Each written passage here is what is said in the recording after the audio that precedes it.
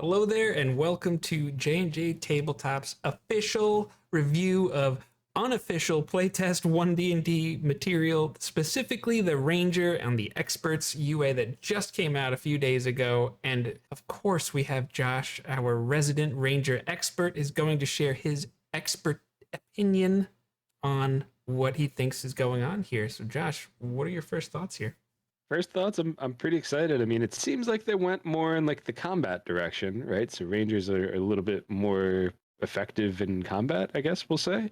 But I love Rangers both in this game and in the New York Rangers, in hockey. That being said, I hope you brought your hiking shoes or boots, and we're about to go on a journey and learn about Rangers and 1D&D. Let's do it.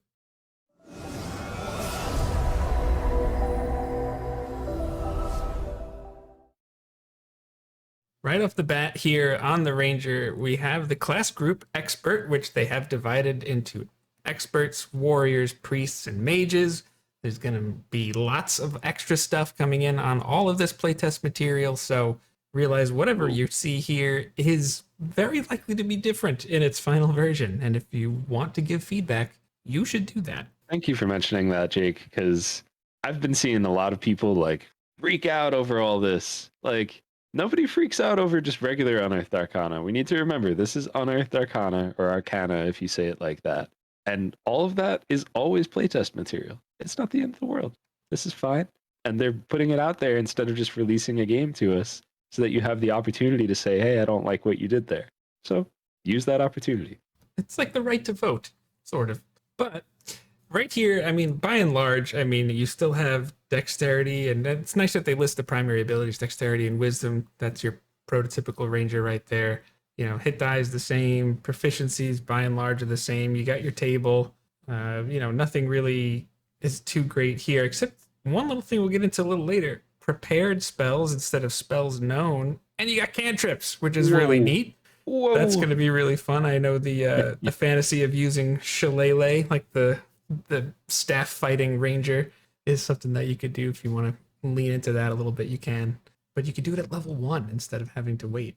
But then we come to starting equipment here, Josh. I want to get your take, because in the player's handbook you'd have a few choices that you can do, or you could like roll for your gold. Here you get 150 gold if you want, which is a lot. Anything else stand up to you on starting equipment? I just think I guess there's two things that stand out. One, very cool that you just get studded leather armor right off the bat, because that's like come on, man. It's like your first. I mean, is it very cool, or does it take away that moment of when you're playing a low level game and you finish that first adventure and get your small coin purse and you're like, I'm gonna spend all of this on studded leather armor? Yeah, fair enough, I guess. What do you think about that in the comment section? So you robbing me of this moment, D&D, Wizards of the Coast? But it's definitely cool to see that, because studded leather is the obvious upgrade choice. And then just one thing that's kind of like not important at all, but I thought it was interesting.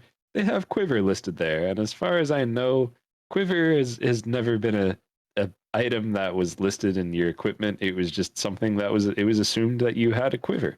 So. Just keep these random arrows in different bandolier slots, and like I got 3 arrows in this pocket. Hold on, yeah, that's good that it says quiver. Well, you know what? Wait a second. I think it does. Equipment does say longbow and a quiver of 20 arrows. So, all right, fine. I like our version of this better. I do too. The quiverless ranger. Multi-classing here. It's nice to have that section in the class instead of in its own section later on in the book. And then we're going to have some class features. And right off the bat, level 1, expert class, you get expertise, which this feels right on the money here. I mean, you gain expertise in 2 skill proficiencies of your choice. And then they suggest stealth and survival as iconic choices for the ranger, but really it's anything that you're proficient in.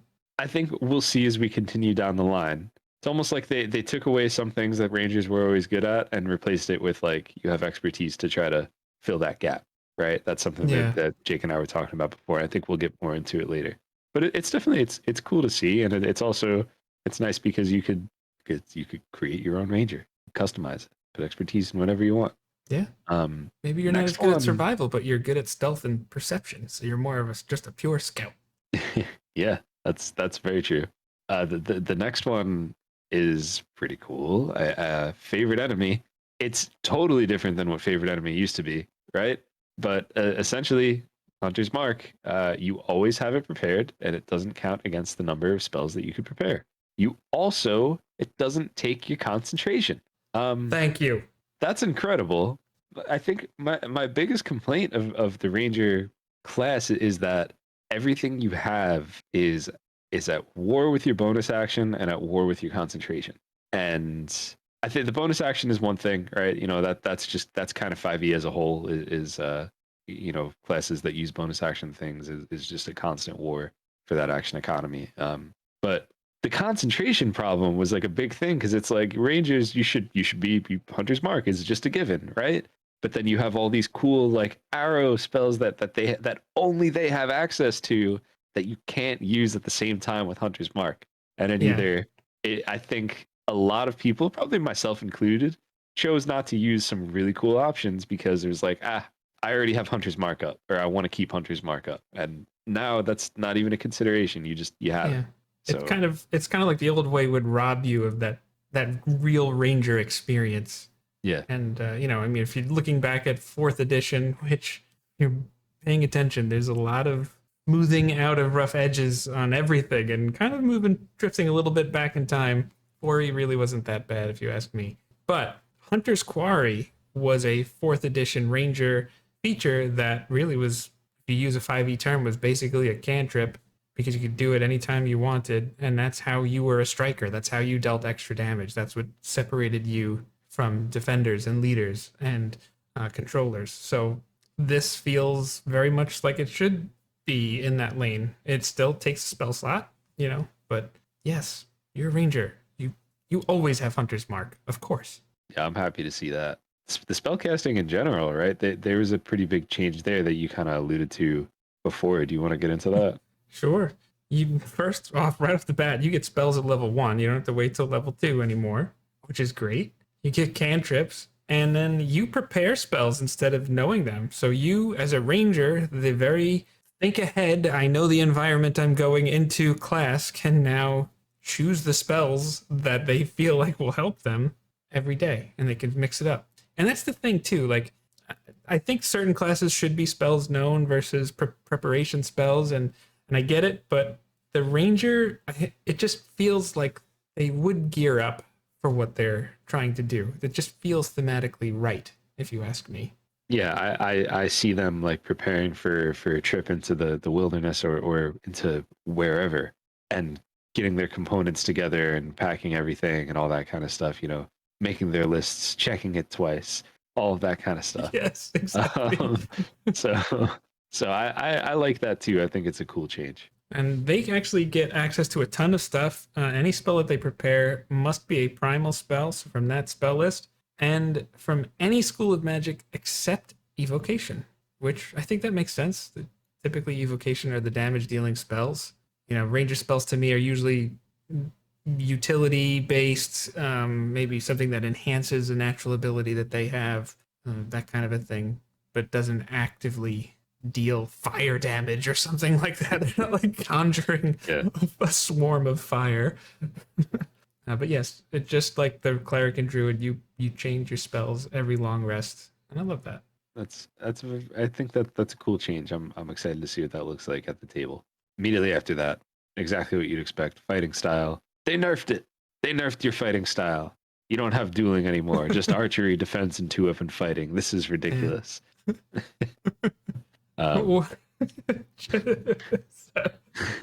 Crazy. They nerfed Rangers again. They did it again. Let's go and buff fighters again while we're at it. I don't even know if dueling exists in 1D&D, but yeah, I mean, archery, defense, and 2-up and fighting are probably the 3 most common ones that you see anyway used. So who cares? And you can even see it's alluded to that you get fighting style feats, even though you're not a member of the warrior group. I'm really looking forward to all the interesting feat builds and things that are going to come when we get that UA. I love feats. Yeah. Level 3, of course, you got your subclass choice. We're going to be able to look at the hunter a little later because that is the most rangery ranger of all the rangers. Level 4, you got your feat. Level 5, you got your extra attack. Nothing crazy there. Level 6, you get a subclass feature. And then Josh, level 7, roving. Roving. Talk to me about roving. Do you like Roving. this? What are you thinking? Yeah, I mean it's the perfect. It's like what else is there to do if you're on planet Mars? Womp womp. You want a ranger with you if you do go. Yeah, I can tell you that much. Yeah, I like roving. Roving is it's pretty cool, right? So your speed increases by 10 feet while you aren't wearing heavy armor. But the more interesting thing is you have a climb speed and you have a swim speed equal to your speed. That's pretty cool. And seventh level, I think, is probably seventh level is a good place to hit that because you're hitting that like mid level. It's like you're really into that tier, you know, that second tier of Yep. play. And Spellcasters are getting things like fly, so like movement is opening up for everybody. yeah, absolutely. And you know what? This does feel like something a ranger should have. And I know, I feel like a lot of the time when you talk about like a swim speed and something like that, I just always feel like it's a strings attached conversation in this game because people are like, oh well, you shouldn't have a swim speed because you're not an aquatic creature. And, you know, like if I take you to my underwater domain, you're trying to do this quest in Zora's domain. Like how is it supposed to? You know, like You're like a Navy SEAL. You think a Navy SEAL, like seriously, like these are like commandos. Yeah. Like they go into any environment. You think a Navy SEAL, if I'm making a game, they have a swim speed. They're gonna have a swim speed. They're gonna have a climb speed. You know, like they're not gonna Yeah. they're not gonna be like, oh, all right, I can only move half my speed. Actually, yeah, no. The thing I like about this though is you get the 10 feet of extra movement regardless. So even if you're not in weird environments, it's still a nice benefit. Yeah, it helps everyone. Always love to see that kind of stuff. All right, level 8, you get a feat just like you normally would. Level 9, another round of expertise, thus leaning even farther into how skilled rangers really are. Very nice. Level 10, another subclass feature. Level 11, tireless. I just love this. There's something about this mechanic, there's this feature that just it just feels like yes, you're being hunted, and I love that. It does kind of feel like that. It makes me. It's interesting because like you saying what you said about roving and Navy SEAL and now tireless and being hunted. Like I'm now imagining a ranger as Chris Pratt in Terminal List. And if you haven't seen Terminal List and you like, I don't know, military style TV show type things and that kind of stuff, watch it because it's very good. But I don't think that's ever something I would have imagined when thinking about this class. But it just makes so much sense now. Very cool visual. I don't want to say anything. I don't think you've seen it. I definitely don't want to spoil it for viewers. But like there's just some scenes that I'm like, yeah, he's a ranger. that's pretty cool. But temporary HP, I mean, you just get them now on this. Anytime you take a rest, so short rest, long rest, you basically are your own inspiring leader if you're looking at, the feat from the past. And then decrease exhaustion. And this is what I mean, like tireless, this mechanic. Like if you are chasing down an enemy group, let's just use Lord of the Rings, right? Legolas, Gimli, and Aragorn, they're hunting orcs so they could save Merry and Pippin. Well, I don't think they're all rangers, but Aragorn could keep going. All he needs is, I just need an hour. I'm good. I'm just going to keep pushing through. You're hunting your prey. I love this. I love the way that feels. All right. And then we have level 12. Of course, we have another feat. And then we come to level 13, Nature's Veil, which I think kind of replaces, I think the feature's called Vanish, if I'm not mistaken. Yeah. So, I mean, Nature's Veil. You invoke the spirits of nature to magically hide yourself from view. As a bonus action, you can expend a spell slot and become invisible till the end of your next turn. It's pretty strong, right? I mean, it's balanced because it takes a slot, but strong in the sense that you're invisible until. Oh, that's interesting. Jacob. Yes. If I attack a creature on my first turn, do I stop being invisible, or am I still invisible because it's until the end? That of is my an next turn? unconditional statement. That is an unconditional statement. The level 2 invisibility spell has that condition that it ends on an attack. But All no, right. at level Okay. 13, you are just an invisible fighting machine. That's very cool.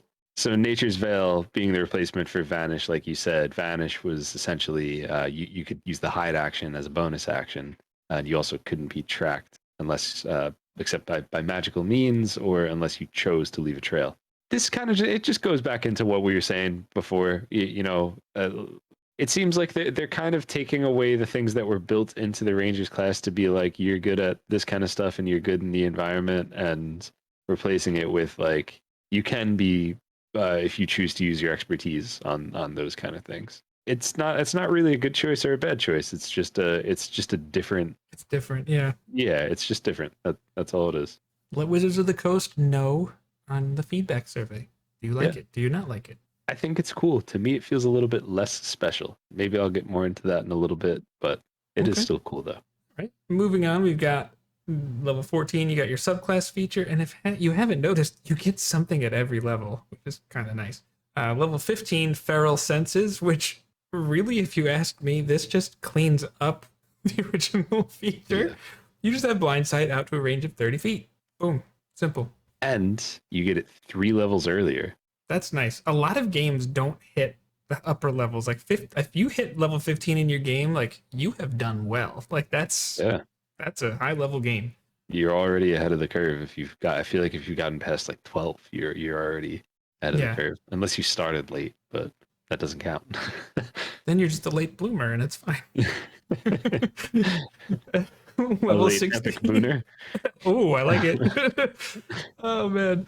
Level 16, you've got another feat, of course, and then the capstone is actually at level 18, which is something Jeremy Crawford mentioned in his video. That's going to be something you see across all of the new classes.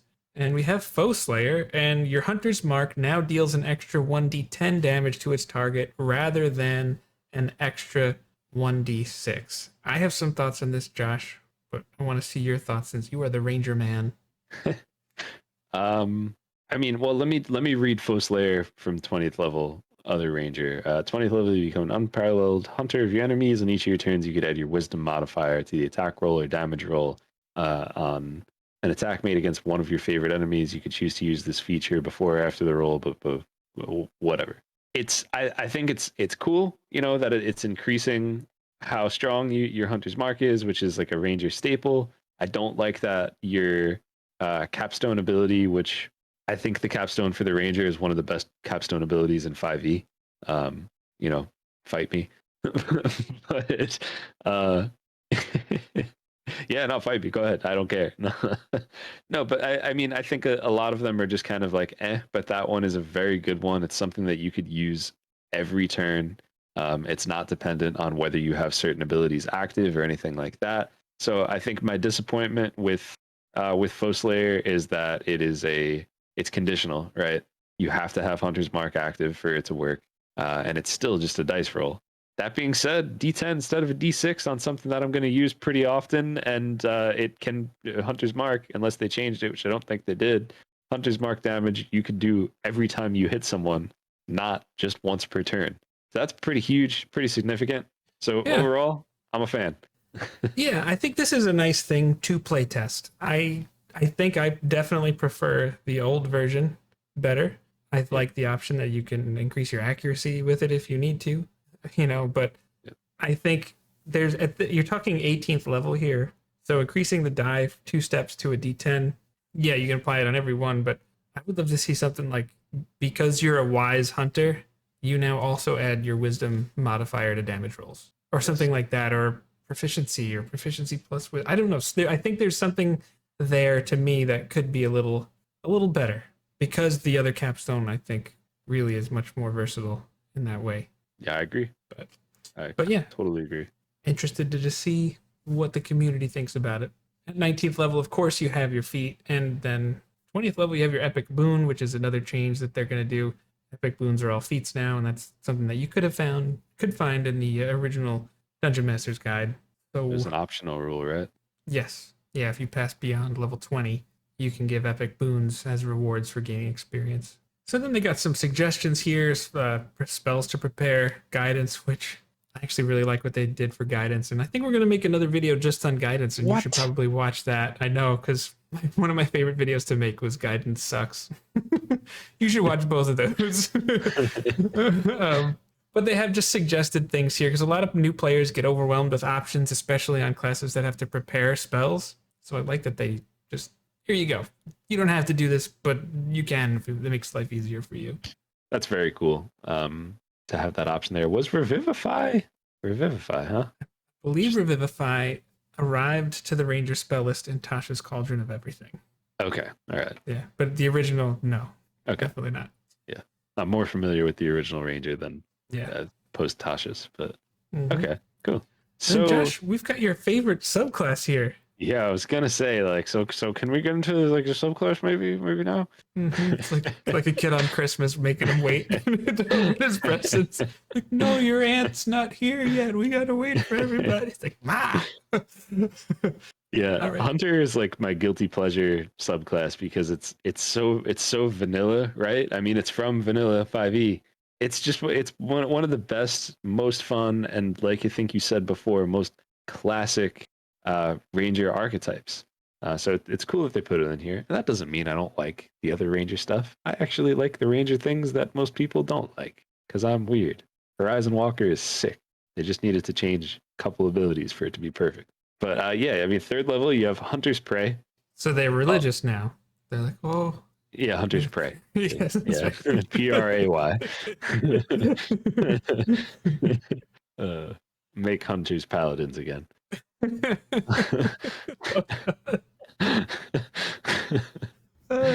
Anyways, so this basically looks familiar. This looks like the Colossus Slayer feature that we have. It is.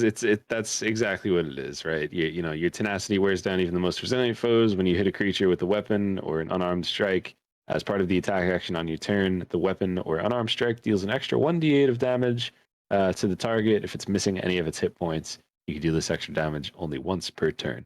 Look, I like choices. Colossus Slayer was pretty much always my choice. If I played more D&D, I would have experimented with the other ones more. But if we're only getting one of them, I'm glad this is the one that we got. One thing I will say is that I kind of wish that this was an ability that grew with you. Like one D8 is awesome, and it will always be awesome to get an extra D8 of damage. But like I'd be on board for starting at a D6 or even a D4, and you know every time you know at 6th level it's a D6, at 10th level it's a D8. You know like that that's something like that. Like I'd be. Like the bardic inspiration dime grows with the bard, that kind of a thing. Exactly like that. You know, like it grows, whether it grows with your proficiency or however they decided to do it. Just I like abilities that grow with you. A D8 is always going to be good to have as extra, but I don't know. It should be cool if it. I get you. Cool if it was more than that, you know. Yep. Speaking of more than that, so when the Ranger casts Hunter's Mark, it's special, but when a hunter uses it, it's got a little more. You can call upon the forces of nature to reveal certain strengths and weaknesses of your prey. While a creature is marked by your hunter's mark, you know whether that creature has any immunities, resistances, and vulnerabilities, and if the creature has any, you know what they are. It's magic. It's ranger magic. How does he know? It's magic. He's the hunter. Hunter's mark. It all works, Josh. It's cool. It is cool. It's something that like I almost wish it wasn't tied to Hunter's Mark, unless they changed Hunter's Mark so that it's not a spell slot and it's just its own thing. So as much as I love Hunter's Mark, I don't think you should be forced to use Hunter's Mark. And the way that they've kind of built this class is you're forced to use Hunter's Mark. And now most of us are going to use it anyway because why not? But well, now that's always prepared here, yeah. Yeah, exactly. But I don't love that it's tied to that, but it's still cool, Yeah. and it does make sense if that's your main ability. You know, it's kind of like a warlock. As you grow with that, you know, you're getting a bunch of different things that you could do to your Eldritch Blasts. Yeah. Yeah. I agree. I think it's interesting because this is really what like your favorite enemy kind of would have had this kind of knowledge. You'd know their languages too, like all this extra stuff. But this is more versatile in the fact that it's not just limited to like only undead or, you know, aberrations or something like that. So it's a little give, little take. Yeah. It's like they took a lot of the like martial training aspect of the ranger and kind of moved it into like you're just in tune with the primal spirits and you work with them and they give you that knowledge, leaning on the magic. So 10th level, we have multi-attack. You could now always have Conjure Barrage prepared. It doesn't count against the number of spells you can prepare. You could also, this is very interesting, cast spell with first and second level slots. When you do so, the damage is reduced by 1d8 for each slot level below third. How do you feel about Conjure Barrage? Is that a cool thing? Is it a strong thing? So Conjure Barrage is an interesting thing here. It's a 60-foot cone. So basically, Rangers, you get a breath weapon, level 10. Yes. Hunter Rangers, at least. Yep.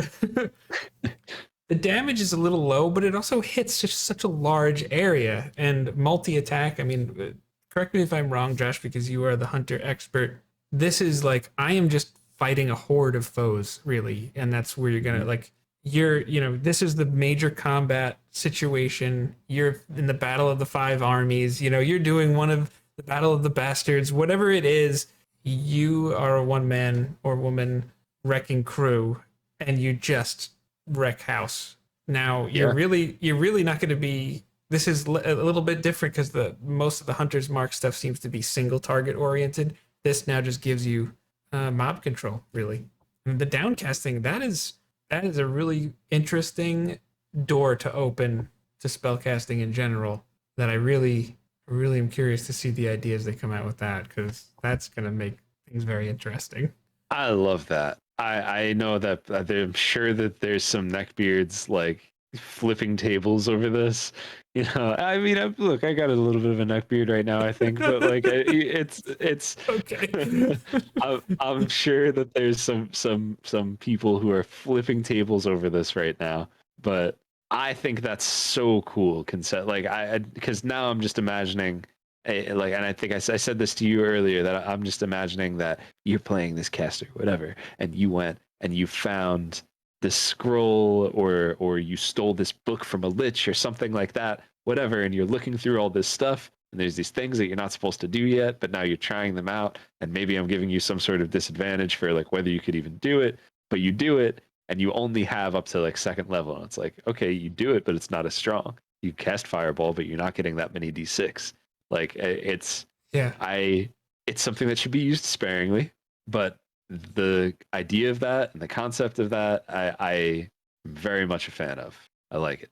I really can't wait to see. I would imagine we'll see more of that in the Mage Group UA when it comes out.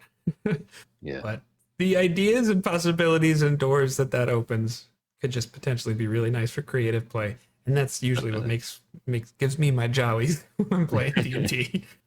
Absolutely. I will say multi-attack, and just one more quick thing, I guess, on Conjure Barrage. It's more of exactly what you just said before, right? They're taking away some of the martial things and just saying that it's ranger magic, because multi-attack used to be volley, which was basically you could target a number of creatures in an area and hit all of them with a ranged attack, or whirlwind attack, which you could make a melee weapon attack against any number of creatures within 5 feet of you. So I'm sad to see those options go. And in a perfect world in D&D, those options are available to anyone. You just have to do the right training. So maybe we'll find out some more in like a Warriors book or something like that. I think that's exactly what's going to happen. I think you're going to see Whirlwind Attack be a feat, because Wizards of the Coast has done things like that, like in Star Wars Saga Edition, or maybe in 3.5. I think a lot of the things that may be gone could still be available. So in this case, this is just extra. To me, maneuvers should be for every single class, and something like Volley and Whirlwind Attack are maneuvers. Love it. That's a entire video and maybe project that I'm working on in written form. I don't know. 14th level Superior Hunter's Defense. When you are hit by an attack roll, you can use your reaction to halve the attack's damage against yourself, and you can redirect the other half of the damage to one creature other than the attacker that you could see within 5 feet of yourself. That's pretty cool.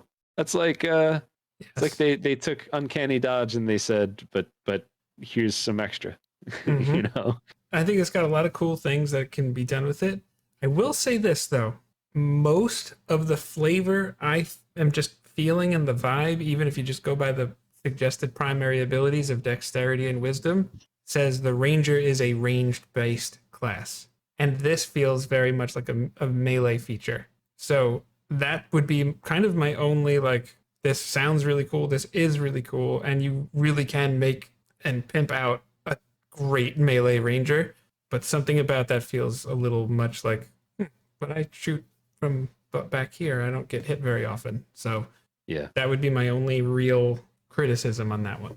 It definitely feels a little off and a little mismatched. And I think that that's one of the downsides of taking away choice in all of these, you know, because Exactly. throughout Hunter, you had choices that made more sense for melee fighters and choices that made more sense for ranged fighters. That was interesting. And whether majority of the people did one thing or not, just because one thing is a popular choice doesn't mean you should get rid of choices in general to just accommodate the fact that well, people are probably going to choose apple juice anyway, so why not offer? Why stop?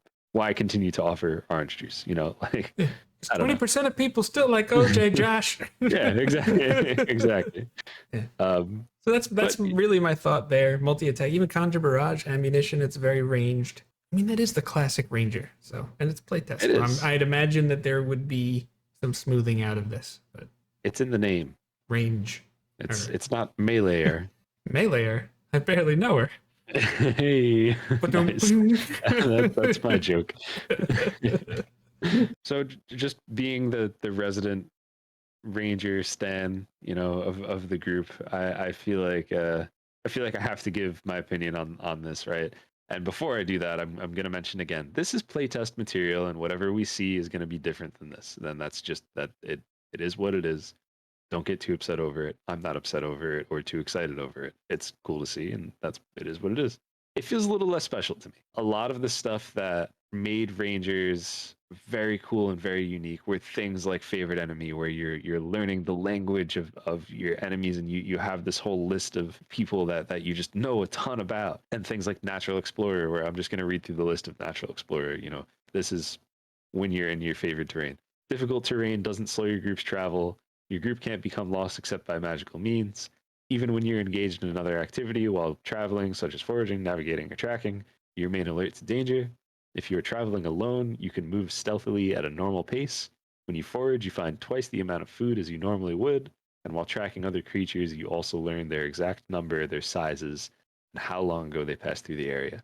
To me, things like that, they're part of what made the Ranger special. They're part of the uniqueness of the class. We talked about it before, you know, it seems like they're moving in a different direction, and I think a lot of those choices are interesting and will be fun at the table. But it is sad to see things like this go, because natural explorers specifically, I think is really the biggest one. That although a lot of those things might be able to be replaced by expertise, it's just not going to feel as special as this felt. You know, when you're traveling through a green hag's domain, and every other group is stuck spending twice as much time there, and you're still going by no problem, like for all those little things, you know. But there's a reason for that, right? Yeah, I think the trade-off is they made the ranger more combat focused because let's face it, they're chipping down the exploration pillar of D&D. It used to be classic D&D, combat, exploration. Those are the two things that were the largest part of the experience, and social interaction was there, but now exploration and social seem to have been switched a bit, and now it's much more RP heavy than it ever was. I think this ranger design thought that we're seeing here really does show that shift in the player base. And I think that Wizards of the Coast is saying, I see you. So this is what we're doing. And there is something that's a little sad to that, because I think you can have both. And the Ranger really is supposed to be like, oh, you're going somewhere that you don't know about. You bring a Ranger with you because they will keep you alive. Yeah. Period. It's A lot of that's behind a survival check now, and you have expertise. So and it's objectively a good thing that Wizards of the Coast is seeing what people want and trying to do that thing. So it's like pretty silly to get upset over that, right? Like, oh, they're they're catering their choices for the game as to what the majority of people want. Like, The that's fools. how it works. What are And they trying to do? Make money? it's good to see them do that. But for me, it feels a little bit less special. Yeah, I get But that. there's a lot of other cool things that I am excited about, and we just read through all of them. So Yeah. if there's a specific thing that you saw in this video that you thought was really cool or really lame, or something that they left behind that maybe we didn't mention or we did mention, throw it in the comments, because I want to know about that. If there's something that you know about Rangers that I don't, doubt it. I want to know about that. Yeah. So if you like this video, please like it, subscribe, hit the bell if you want to see more, and like I said, leave a comment so we could talk more about the Ranger and all the other changes with 1D&D.